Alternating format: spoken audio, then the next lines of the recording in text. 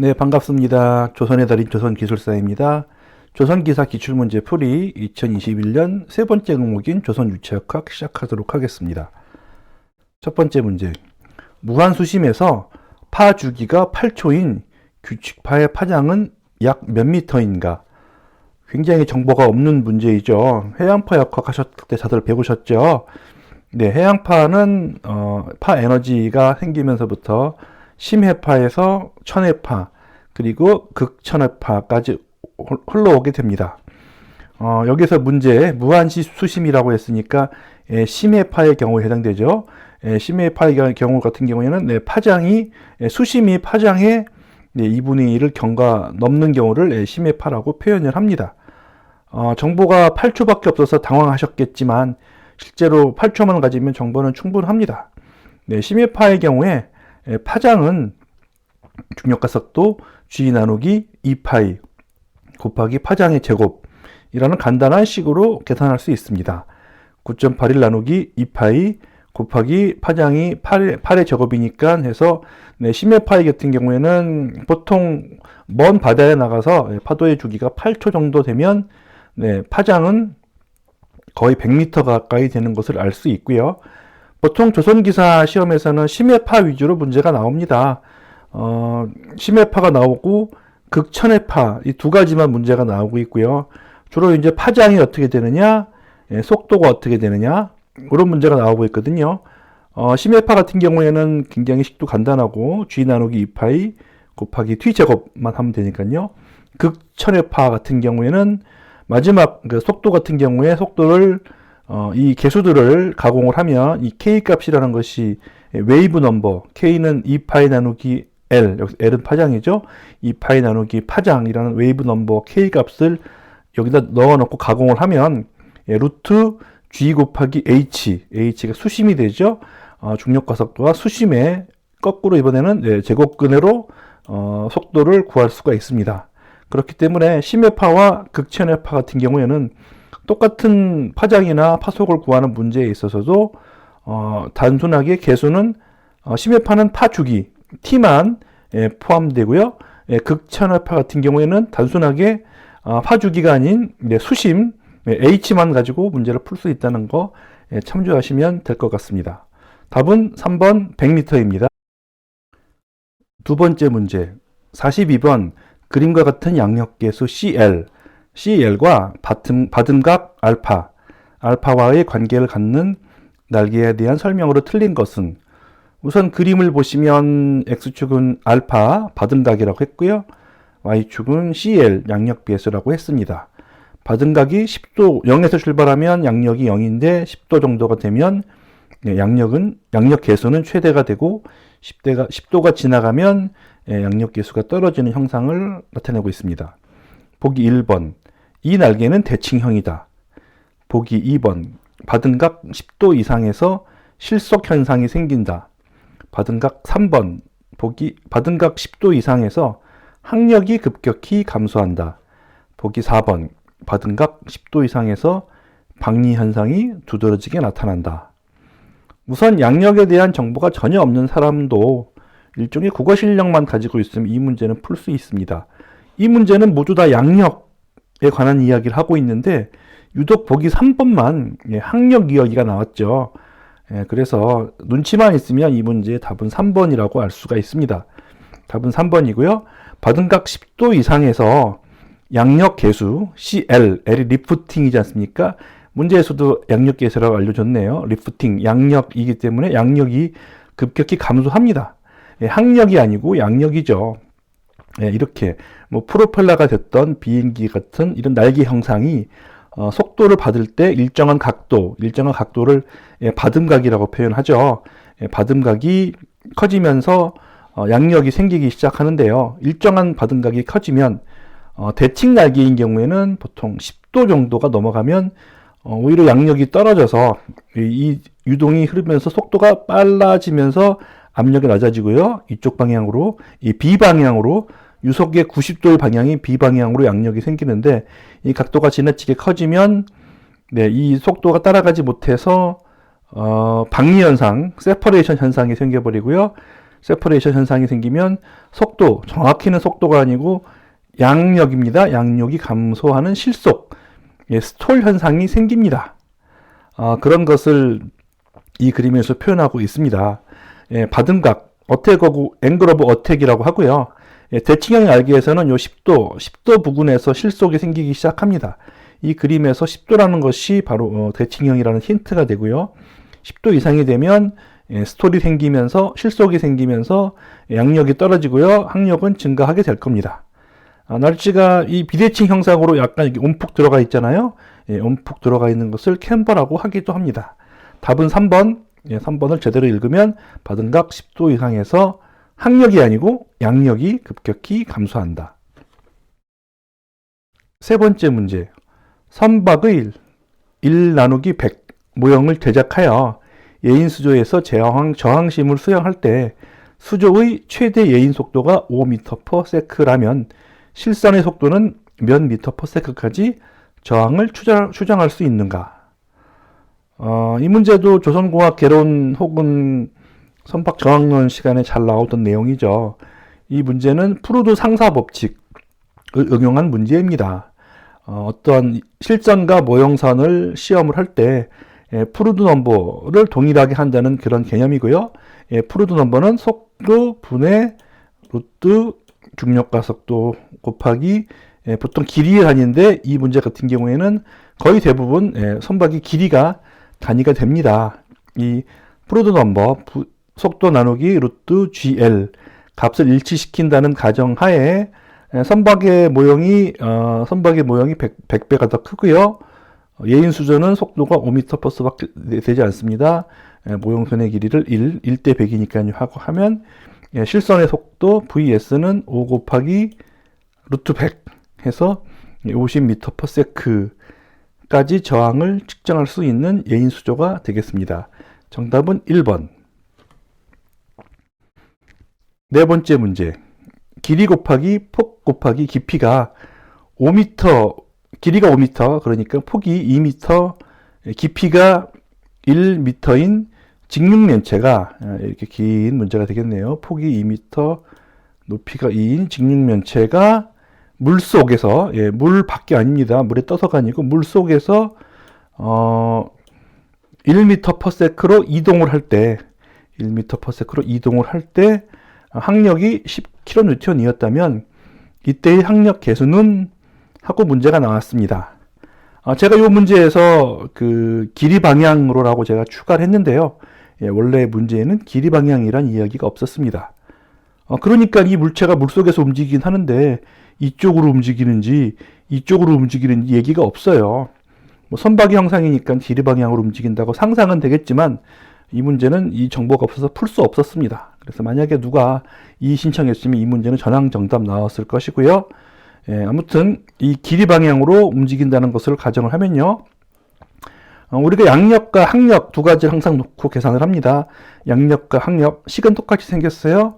2분의 1 곱하기 해당하는 개수, 양력 개수면 CL, 항력 개수면 CD 곱하기 밀도 곱하기 투영 면적. 투영 면적은 해당하는 방향으로 투영된 면적입니다. 실제 면적이 아니에요.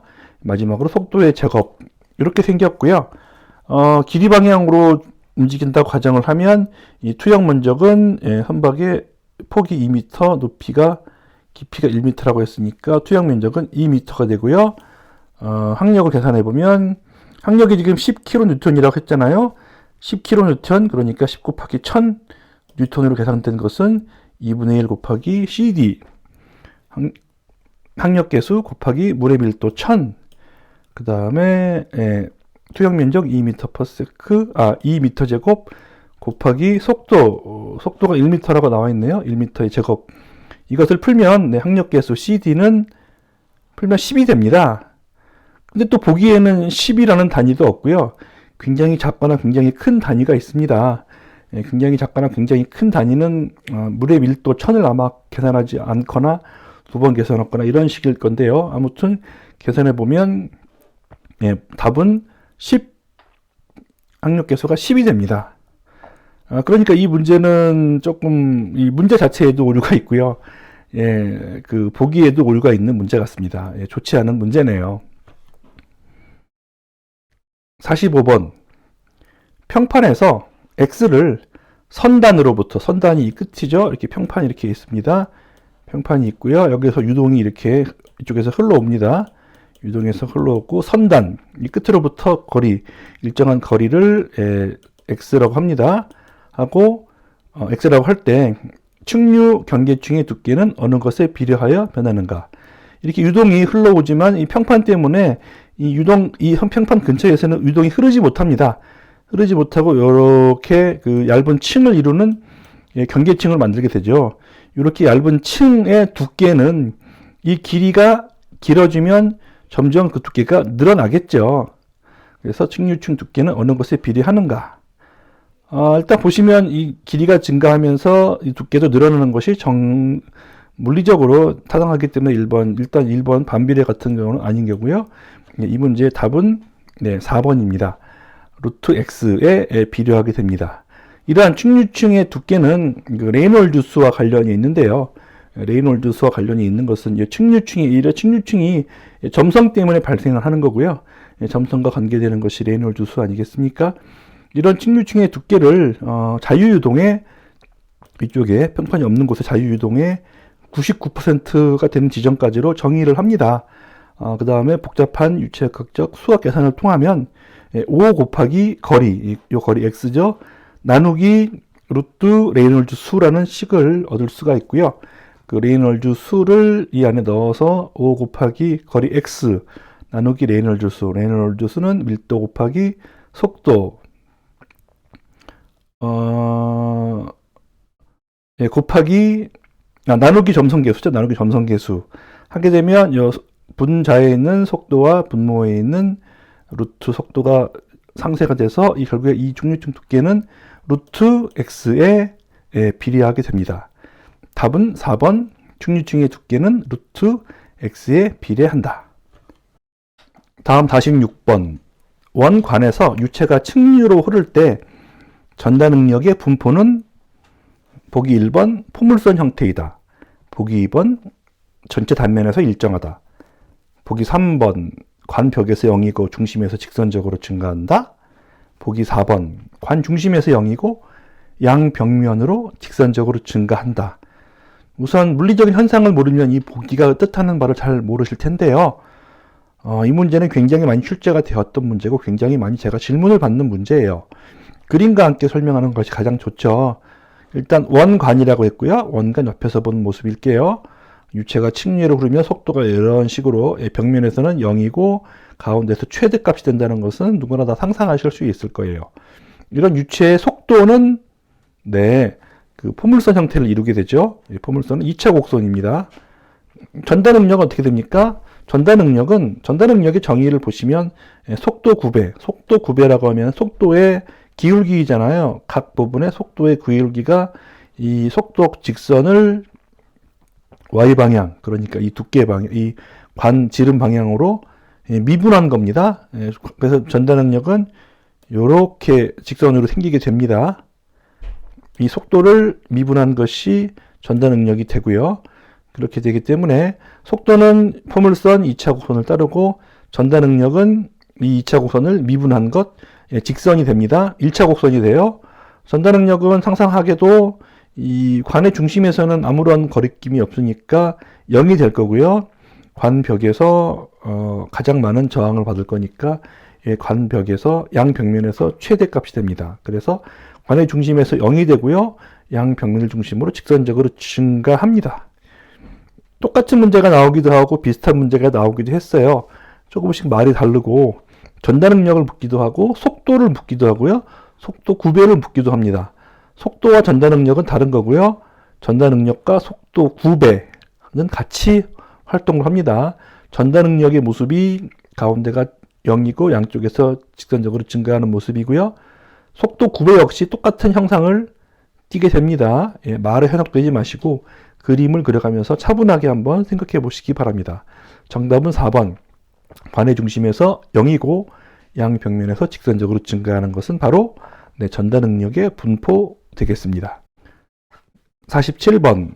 물리량이 F 함수로 구현될 때, 그런데 F 함수에는 델 H 나누기 L, 높이와 길이의 B, 속도 D, 뎁스, 로는 밀도 뮤, 점성계수 G, 중력가속도로 표현할 수 있는 물리량으로 표현될 때 무차원군의 수는 몇 개인가 하는 문제인데요. 이거는 유체역학이 아닌 물리 법칙의 기본적인 내용이죠.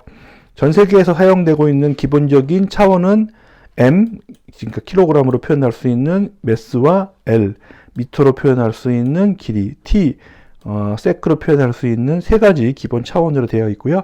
현재 주어진 입력값이 하나, 둘, 6개로 주어져 있기 때문에 무차원수는 6개가 아니고 6개 중에서 기본 차원 3개는 써먹을 수가 있기 때문에 상쇄가 되고 나면 600의 3은 3개가 된다는 것이 정답입니다. 이런 문제 간단해 보이지만 한 가지 주의할 점이 있어요. 주어진 이 입력값이 M, L, T로 모두 정의가 된다면 이렇게 나누기 3을 하는 게 맞는데 이 문제 같은 경우에 밀도 같은 경우에는 킬로그램 퍼 미터 삼승으로 표현될 수 있고, 그러니까 K와 M, 킬로그램과 미터가 있고요.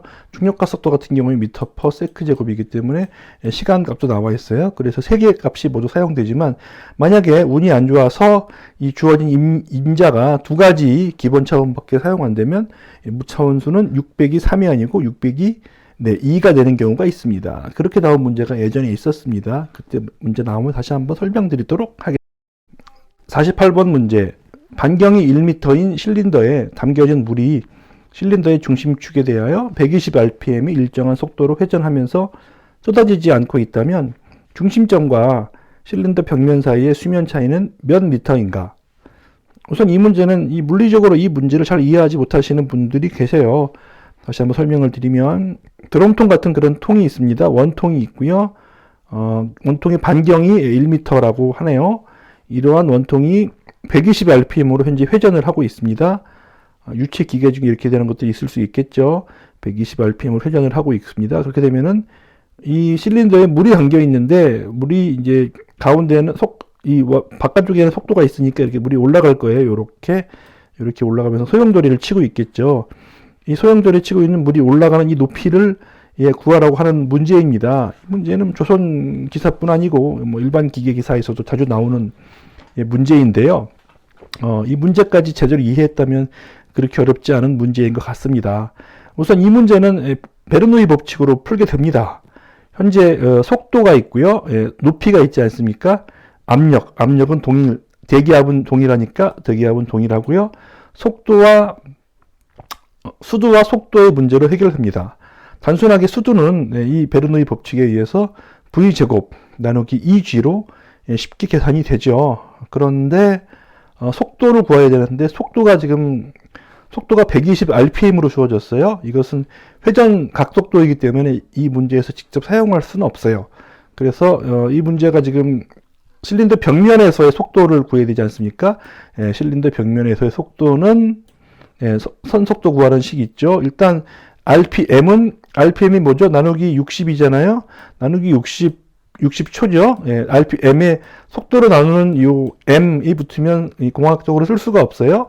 나누기 속도인 나누기 60초로 반드시 환산해 줘야 됩니다. 그래서 120 나누기 60 레볼루션 퍼 세컨드가 되고요.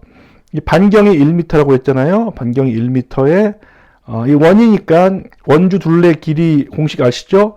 반경 곱하기 2파이r이죠. 2파이r에서 1 곱하기 2파이가 되면 이 둘레의 길이가 되고요. 둘레의 길이를 120 나누기 60번으로 돈다고 했으니까 끝단에서 선 속도는 120rpm 나누기 60초 곱하기 반경 1 곱하기 2파이에서 4파이라는 값이 됩니다. 답은 쉽습니다. 간단하게 이 수면 차이는 V제곱, V가 4파이죠. 4파이 제곱 나누기 2G, G는 중력가속도고요. 계산하면 간단하게 8m의 값이 나옵니다. 그러니까 높이 차이가 엄청난 거죠. 반경이 1m 밖에 안 되는데 높이 차이가 8m나 된대요. 이렇게 생긴 그림이 아니고 이렇게 생긴 그림이 될 겁니다. 아마 이 120rpm으로 대단히 빨리 돌아서 아마 이런 답이 나온 것 같습니다. 현실적인 문제는 아니네요. 49번. 유체 유동의 운동학에 대한 설명으로 옳은 것은 이렇게 글씨가 많습니다. 맞는 보기 먼저 설명을 드릴게요. 예, 맞는 보기는 보기 4번입니다. 흐르는 유체의 임의의 한 점에서 유동 조건이 시간의 경과에 무관한 흐름을 정상 유동이라고 합니다. 정상이다, 비정상이다, 그 정상은 아니고요. 여기서 정상은 한자로 이렇게 생긴 건데요. 영어가 더 쉽네요. 스테디 스테이트. 시간에 따라 변하지 않는 것을 정상이라고 표현을 하고요. 스테디 스테이트. 보기 4번이 맞는 내용입니다. 나머지 보기가 틀렸는지를 한번 볼게요. 첫 번째 문제. 주어진 입자가 주어진 시간에 어느 곳에 위치하고 있는가, 이렇게 위치를 입자가 움직이는 걸 따라가면서 하는 방법을 라그랑지안 방법이라고 하죠. 잘못됐고요. 그럼 오일러 방법은 뭡니까? 어느 하나의 최적에 대해서 유체 입자가 지나가는 것을 최적을 중심으로 본 것이 오일러 방법이 되겠습니다. 두 번째, 속도의 방향과 유선에서 이은 접선이 항상 일치합니다. 유선이 정의가 그거예요. 유선의 정의는 속도의 접선을 연결한 것이 유선입니다. 2번은 유선의 정의이기 때문에 잘못된 표현이고요. 세 번째 거 읽지 않을게요. 세 번째 보기는 그냥 말이 안 되는 문제입니다. 정답은 4번. 흐르는 유체의 이미 한 점에서 유동 조건이 시간의 경과에 무관한 흐름을 정상 유동이라고 합니다. 50번. 수평으로 놓인 원형 파이프에서 발생하는 압력 손실을 2분의 1 로 V제곱 F L 나누기 D라고 하면 다음과 같은 조건에서 압력 손실은 몇 킬로파스칼인가? 우선 굉장히 친절한 문제입니다. 이 압력 손실 식은 이 다르시 이케이션이라고 부르기도 하고요. 보통 이 식을 안 줘요. 이 식을 안 주고 그냥 이 조건만 주어지고 압력 손실을 구하라고 했는데 너무 친절하게도 압력 손실 식을 제공해 주었습니다. 다르시 이케이션에 그냥 넣기만 하면 되고요. 2분의 1 곱하기 밀도는 1000이라고 나왔네요. 1000이니까 물이네요. 곱하기 속도. 이 속도가 유일하게 문제를 풀 수 있는 조건입니다.